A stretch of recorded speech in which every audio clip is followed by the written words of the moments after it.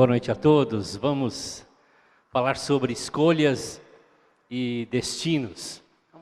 Algo que Deus tem colocado no nosso coração nesses dias para compartilhar a igreja. Provérbios capítulo 16, versos de 1 a 3. O texto nos fala a respeito do coração e do planejamento que o homem faz. O coração do ser humano pode fazer planos, mas a resposta certa vem dos lábios do Senhor. Todos os caminhos de uma pessoa são puros aos seus próprios olhos, mas o Senhor sonda o espírito e entrega então as suas obras ao Senhor, e os seus pensamentos serão estabelecidos. Todas as escolhas que nós fazemos na vida, elas nos levam a um destino. Por que não dizer que elas determinam o nosso destino? Quando você abre o Salmo 139, por exemplo, todos os verbos ali estão no presente. Todos. Eu estou com ela aberta e diz: o Senhor conhece o que eu faço, conhece os meus pensamentos, conhece o meu trabalho, conhece o meu descanso. Enfim, todos os verbos, Salmo 139, falando da onisciência de Deus, do conhecimento de Deus, lidam com o presente. É Deus falando: o presente, eu estou no seu presente, eu estou agindo no seu presente. Mas é como se o salmista estivesse dizendo assim: bom, a responsabilidade do futuro é sua, é minha. O futuro que eu tenho é determinado pelas minhas escolhas. Hebreus capítulo 3, capítulo 3, versos de 7 a 8, diz assim: portanto, como diz o Espírito Santo, se ouvires hoje a sua voz, não endureçais os vossos corações. Hoje. O que determina o nosso futuro são as nossas escolhas hoje. O que eu escolho agora, nesse exato momento. Se eu ouço a voz de Deus e endureço o meu coração, eu colho consequências das minhas escolhas. Por outro lado, se eu escolho ouvir Deus e obedecer a palavra de Deus, eu colho também, como foi lido agora há pouco, o Salmo, nós colhemos o fruto da obediência, nós colhemos o fruto de uma decisão certa, acertada. Então, as minhas escolhas, as escolhas que eu faço agora, elas determinarão o tipo de vida que eu vou viver. Mas não só o tipo de vida que eu vou viver, mas as escolhas que eu faço hoje na minha vida, resultarão em bênção na vida de outros ou não. As escolhas que eu faço hoje resultarão nas bênçãos na vida de outros ou não. Então, todos os dias, ao levantar, até quando eu vou dormir, eu faço escolhas. Eu tenho escolhas diárias, constantes. Todo momento eu tenho pequenas ou grandes possibilidades de escolher o certo ou o errado. Todo o tempo.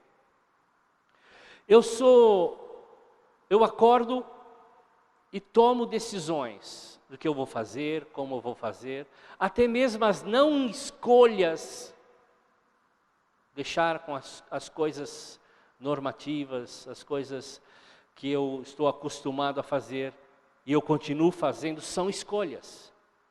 Então, pequenas ou grandes, elas estabelecem um caminho, um destino, para mim e para a vida de outros. Então, essas decisões vão resultar em vida ou morte. Talvez não física, mas espirituais com certeza. Deuteronômio capítulo 30, verso 19 diz: Deus disse a Moisés: tenho posto vida e morte, bênção e maldição.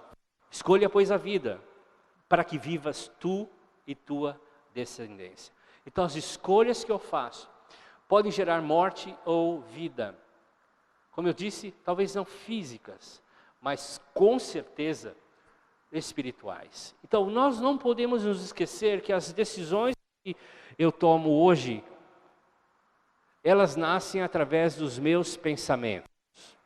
Antes de agir, eu penso.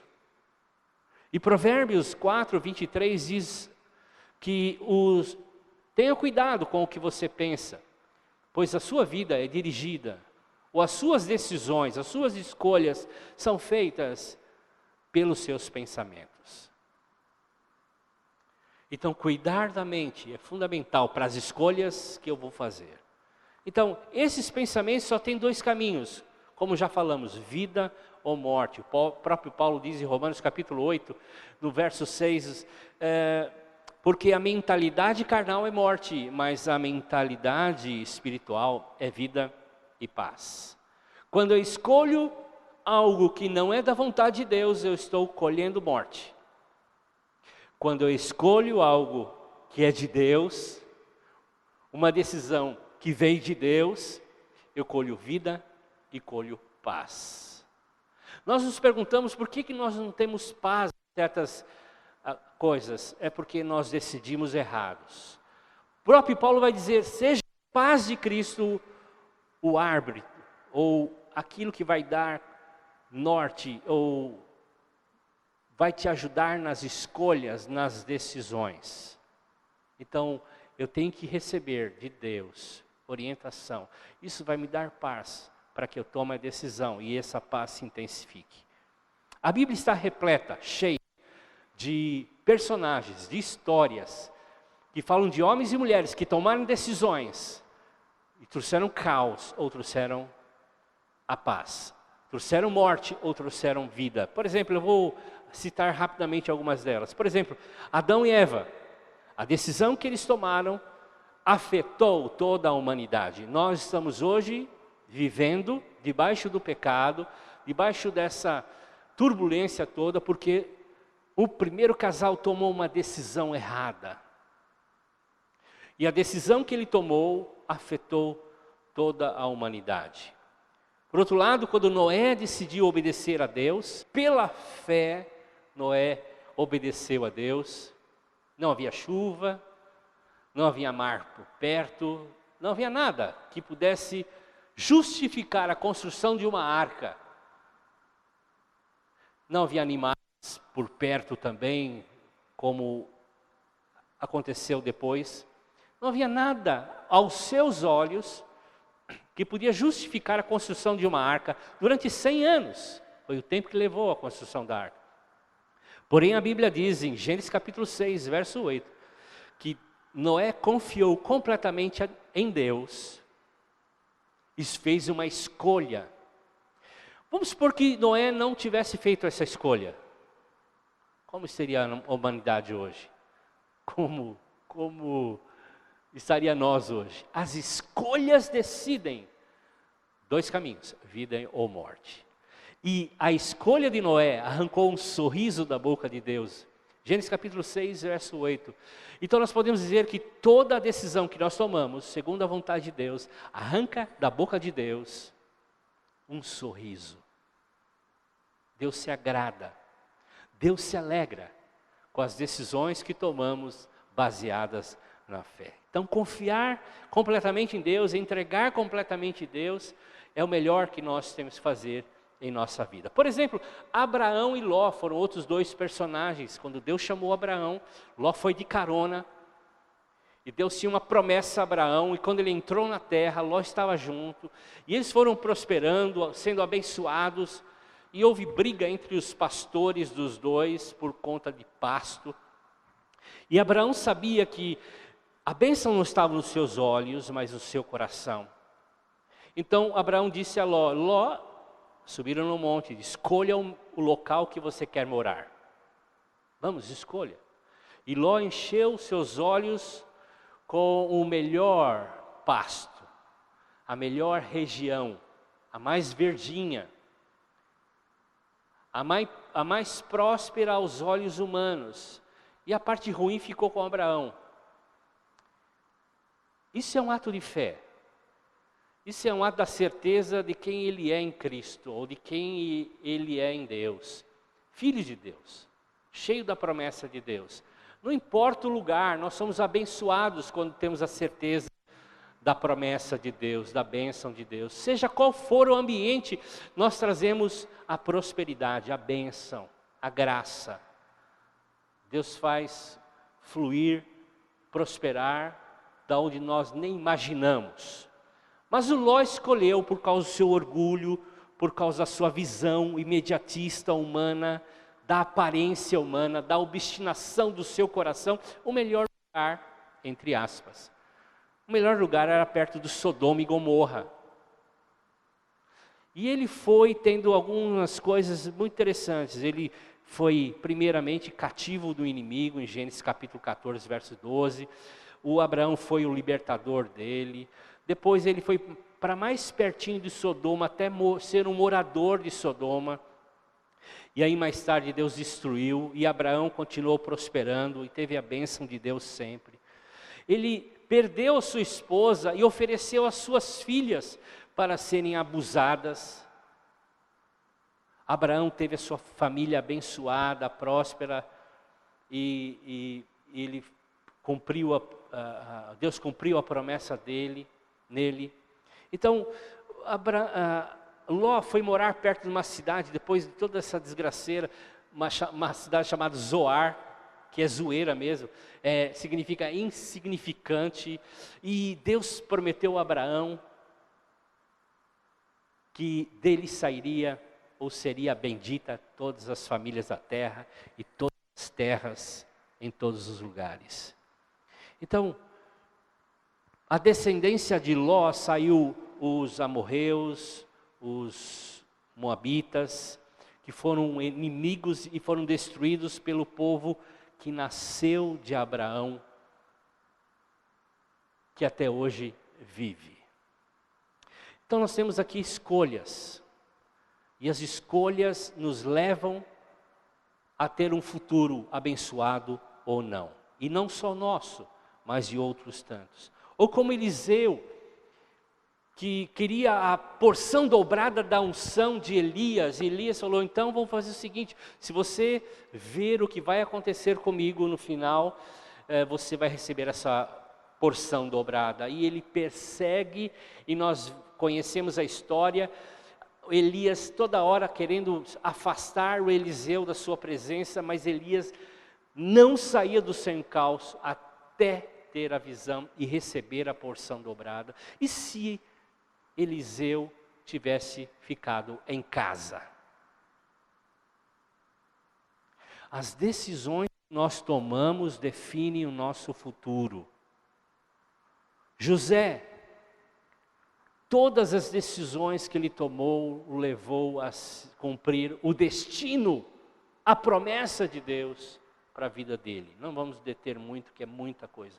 Daniel e seus amigos, que foram levados cativos na Babilônia, escravos, e eles tiveram decisões fortes e decidiram seguir o caminho de Deus, ao invés de serem contaminados com a comida da Babilônia, e eles foram tremendamente abençoados. Decisões que nós tomamos hoje definem o rumo da nossa caminhada. O livro de Juízes está cheio de personagens, por exemplo, como Sansão, Débora, Gideão, que foram homens e mulheres que tomaram decisões. Sansão tomou decisões erradíssimas, mas corrigiu no seu último instante de vida. Mas Débora, Gideão foram pessoas que tomaram decisões e foram libertadores de uma nação por causa das suas escolhas. E que falar de Ruth e Noemi, essas duas personagens que viveram na época dos juízes. E a história de Ruth e Noemi é linda, é uma história linda. Elimeleque tinha a Noemi como esposa, e os dois queriam ir para um outro lugar por causa da fome que estava passando em Israel, foram morar com os moabitas, uma outra terra, um outro povo, e lá tiveram filhos, e lá os filhos casaram com mulheres moabitas, duas mulheres, Orfa e Rute. E Elimeleque morreu, ela ficou viúva, Noemi ficou viúva, com os seus 2 filhos, com as suas 2 noras, e a história segue até que os filhos morrem, e agora a Noemi não tem outra coisa a não ser dispensar as suas noras e voltar para sua terra, porque ela sabe de uma notícia: Belém tem pão, Belém recebeu a bênção de Deus, e Belém significa a casa do pão. Então a fome gerou nela a necessidade de voltar. Eu vou abrir um parênteses aqui: se nós não tivermos fome pela presença de Deus, nada vai nos fazer voltar para Ele. Nós podemos ficar vazios em nossos lares ou aqui dentro dessa igreja, se nós não tivermos fome pela presença de Deus. E a Noemi teve fome. E ela voltou para casa, dispensou as suas 2 noras. Órfã chorou, mas deu um beijo nela e foi embora. Voltou para sua terra, voltou para a sua família, voltou para os seus deuses. Mas a Ruth não, falou: não, eu vou com você. Não, minha filha, você é jovem, você pode casar, mas eu não posso casar. Não. E aí aquela versículo lindo que nós usamos no casamento, né? Mas é o compromisso da Ruth com Noemi. Eu vou para onde você for. Eu vou deitar aonde você deitar. O seu povo será o meu povo. O seu Deus será o meu Deus. Que conversão! E ela converte e vai com Ruth, Noemi, voltam à terra. Quero abrir um outro parênteses aqui, Deus está falando comigo nesse sentido. A Noemi, o nome dela significa doçura, gentileza. Mas quando ela chega lá, ela fala assim: não quero chamar mais esse nome, eu quero chamar Mara, que significa amarga. Amarga. A gente carrega uma estação na vida da gente, um tempo na vida da gente, e a gente não quer sair mais dele. Às vezes nós mudamos a nossa mentalidade por causa de amarguras que aconteceram na nossa vida. Nós nos tornamos amargos quando o nosso destino é ser doce. Quando o nosso chamado é ser doce. Nós carregamos uma amargura por ressentimentos, por circunstâncias, por dificuldades que nós enfrentamos nessa vida, mas o nosso nome, o nome que Deus deu a nós é doçura. Mas elas seguem e vão para perto de um resgatador, um homem da família, muito rico.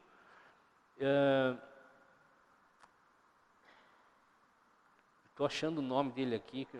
Boaz. Boaz, obrigado, irmãos. E o Boaz é rico e próspero. E a Noemi fala para Ruth: vai nos campos de Boaz e colha aquilo que cair no chão. Porque é lei, era lei em Israel. O que cai no chão você não pode pegar. Tem que deixar para que os pobres possam ter o que comer. E Boaz começou a ver aquela mulher no campo e recolhendo aquilo, e foi pesquisar a sua história e entendeu que ela era meio parente dele. E ela começa a colher e Boaz fala: deixe mais, colha e jogue no chão para que ela colha mais. E ele foi abençoando ela até trazê-la para perto de si, junto com o seu familiar, com a Noemi. E ele casa com ela, há uma história toda, há um enredo todo.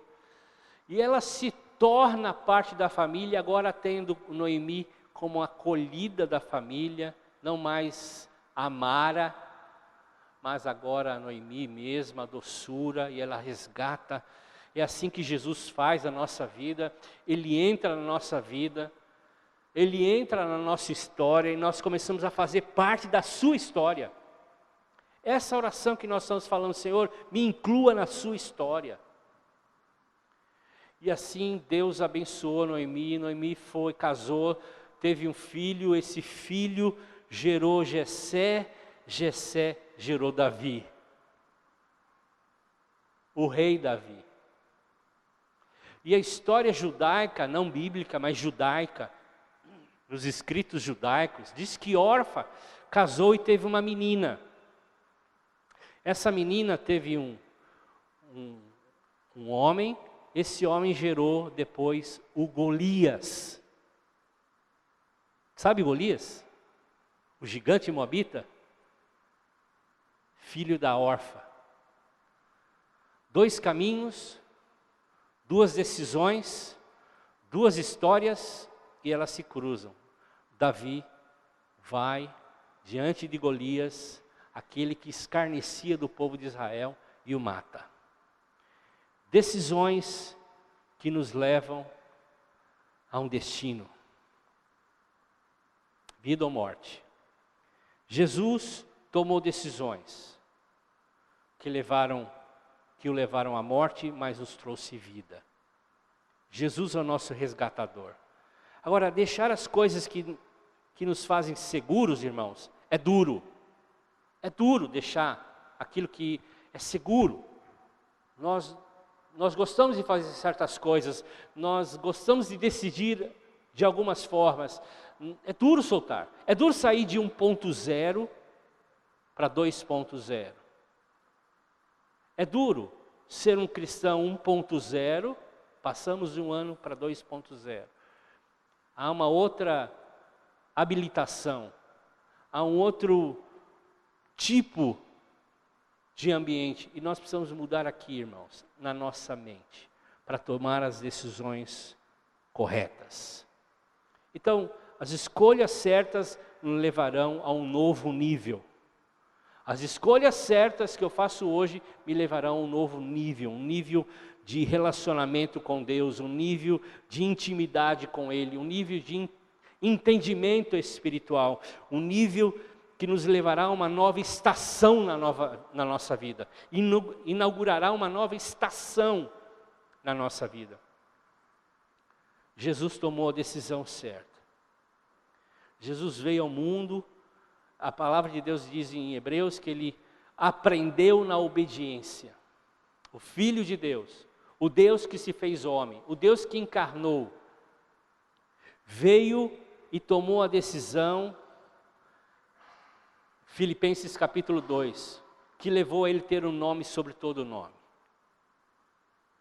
Então, Jesus no Getsemane orou o seguinte: se for possível, afaste de mim esse cálice, mas que não seja a minha vontade, seja a tua vontade. Essa é uma oração blindada, que determinou o destino dele e o nosso destino. E nós temos que orar assim: Senhor, que seja feita a tua vontade, não o que eu quero. Ao levantar, Senhor, que seja feita a sua vontade. Ao deitar, Senhor, que seja feita a tua vontade.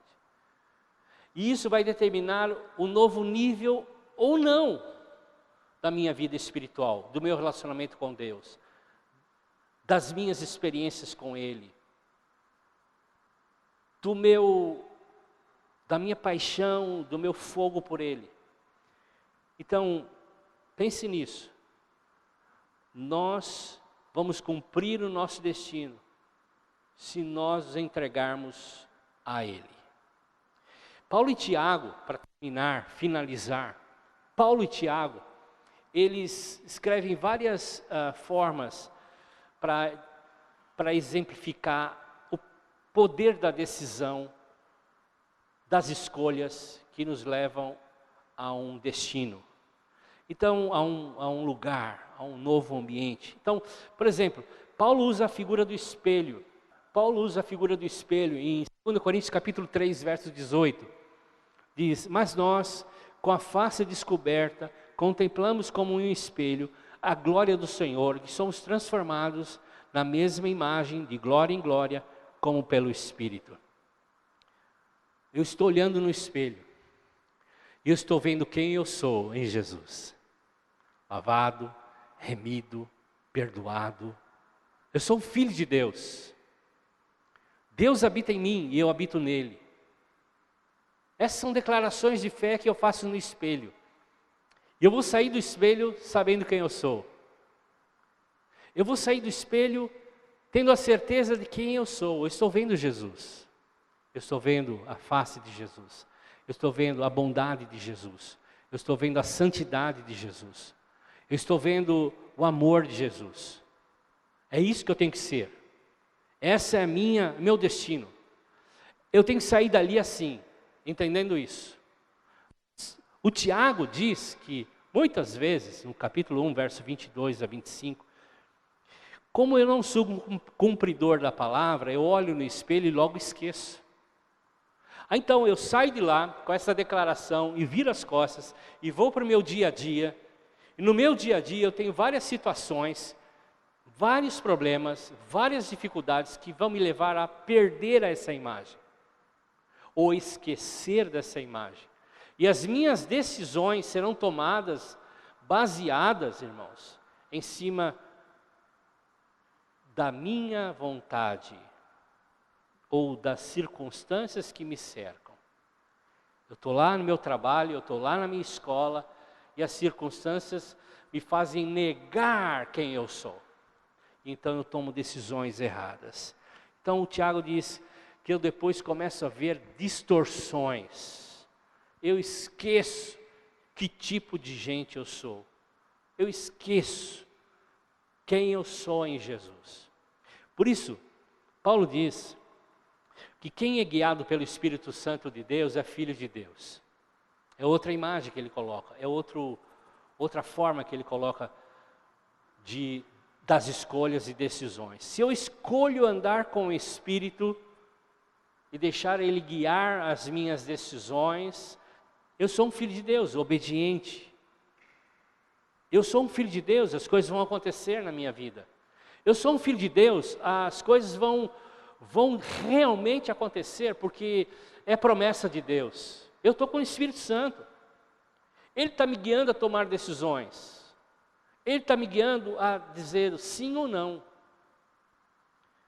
E Paulo ainda fala que se nós andarmos na carne, segundo a nossa vontade, porque há uma guerra interior dentro de nós, há uma guerra assim dizendo, não, sim, faça, não faça, tome essa decisão, não tome essa decisão. Há uma guerra mental,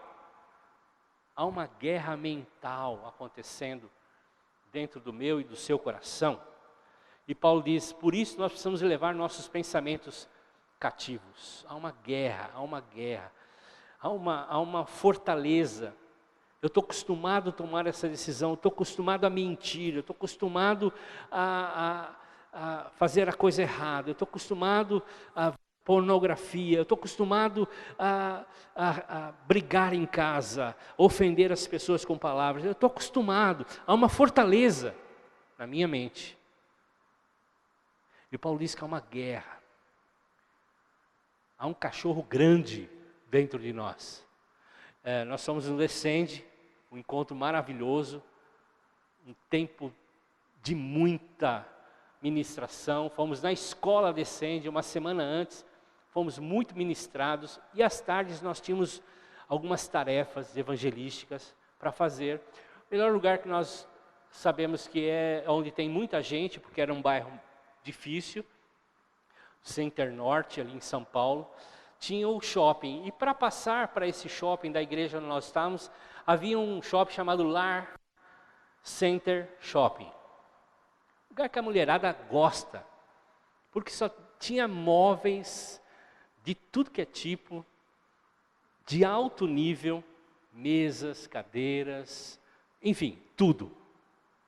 Caríssimo, irmãos. Tinha placas em todos os sofás, não permaneça sentado. Como era não permaneça, você podia sentar, né? Estava sentadinha num, ia para o outro, sentava e assim por diante. Daqui a pouco, uma dessas tardes, eu vi uma imagem inusitada. Um cachorro gigante, enorme, monstruoso, grande. E um senhorzinho não tão forte assim para sustentar aquele cachorro. Segurando aquele cachorro no meio daqueles vasos, daquela porcelana, daquelas mesas. daquelas cadeiras, daqueles sofás caríssimos, e o cachorrinho gigante atravessando aquele lugar. A nossa vida é mais ou menos assim, irmãos. Nós temos um cachorro gigante. Estamos numa sala cheia de porcelana, de sofás caros. A qualquer momento, esse cachorro vai levantar a sua perna. Você sabe o que vai acontecer. Esse cachorro vai fazer sujeira. Esse cachorro vai sentar em algum sofá e vai abanar o rabo dele em algum vaso. A gente sabe o cachorro que a gente tem dentro de nós. O grande cachorro. Grande animal. Que quer fazer a sua vontade. Que não temos controle e força sobre ele. É um problema na nossa cabeça. É um problema mental, Paulo diz. Por isso ele diz assim, eu tenho que levar cativo, amarrado, esse grande cachorro, esse pensamento, até Cristo, até a obediência. Felizmente, aquele cachorro era treinado. Então, o Senhor passou tranquilamente no meio aquele lugar, sem que houvesse algum acidente. Nós precisamos treinar nossa mente. Levar cativo a nossa mente até Cristo. Esse animal gigante que nos força a tomar decisões erradas, que faz sujeira na nossa vida e na vida de outros, que nos faz perder o controle, precisa ser treinado. E a única forma de treinar é levar cativo até Cristo, para que Ele treine, para que Ele mude. Porque sem uma mudança, você pode até mudar de lugar, mas vai continuar fazendo as mesmas coisas que fazia. Você pode mudar de igreja, você pode mudar de família, você pode mudar de trabalho, você pode mudar de célula, mas se não há uma mudança mental, se não há uma transformação mental, se não houver uma metanoia, Paulo fala sobre isso em Romanos 12, se não houver uma mudança mental, uma conversão de mente, nós continuaremos a fazer as mesmas coisas. Nós precisamos fazer um culto racional, Paulo diz. E esse culto racional é uma renovação da mente. Renovar a mente em Cristo. Para que possamos tomar decisões certas, que nos levarão à paz e à vida. Então, nós temos a mente de Cristo. Paulo diz, pense nas coisas lá do alto. Pense nas coisas que são do céu. Ore, venha o teu reino, seja feita a tua vontade, como é feita no céu, aqui na terra. Ore, Senhor, mude a minha mente para a mente de Cristo, porque tua palavra diz que eu tenho a mente de Cristo. 1 Coríntios capítulo 1, verso 23. Nós fomos chamados para pensar com as coisas lá do alto. Nós somos chamados para que o reino de Deus se estabeleça na nossa vida e na vida daqueles que estão conosco, nas decisões que nós tomarmos. Busque as coisas lá do alto. Então as nossas escolhas vão definir o nosso destino. E muitas vezes o destino de outras pessoas. Qual é a decisão que nós vamos tomar? Soltar o cachorro nas nossas salas, nos nossos ambientes preciosos, nos relacionamentos, na vida, no trabalho, ou vamos olhar para a imagem de Jesus refletida no espelho e tomar a decisão de agir como Ele agia, de viver como Ele vivia, de amar como Ele amava, de perdoar como Ele perdoava, de se importar com as pessoas como Ele se importava, de viver uma integridade e uma paixão pelo Pai como ele tinha. De viver um avivamento que ele tinha. De viver com um compromisso de fazer todas as coisas para a honra e glória do Pai. Esse é o desafio. Mas eu sei que você olha para você e você tem um grande cão que você não tem controle. Leve cativo hoje. Leve cativo a partir de hoje os seus pensamentos até Cristo. Deixe Ele mudar, fazer uma metanoia, uma transformação. Porque as suas decisões, as minhas decisões feitas, são tomadas pelos nossos pensamentos. Vamos mudar? Vamos tomar as decisões certas que trazem vida e paz? Amém? Vamos ficar em pé. Ore com a pessoa ao seu lado. Abençoe a vida dele. Põe a mão na cabeça dele. Diz: Senhor, dê uma mente, a mente de Cristo. O Senhor tem uma promessa para esse meu irmão, para essa minha irmã. Abençoe a vida dela. Não vamos brincar com as nossas escolhas. Vamos escolher como Cristo. E que ganhou por isso um nome sobre todo nome. E nos deu o seu Espírito Santo para nos guiar nas decisões. Ore ao Espírito Santo.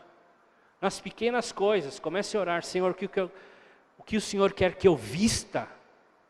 O que o Senhor quer que eu fale? O que o Senhor quer que eu ande? Como eu ando? Como me relaciono?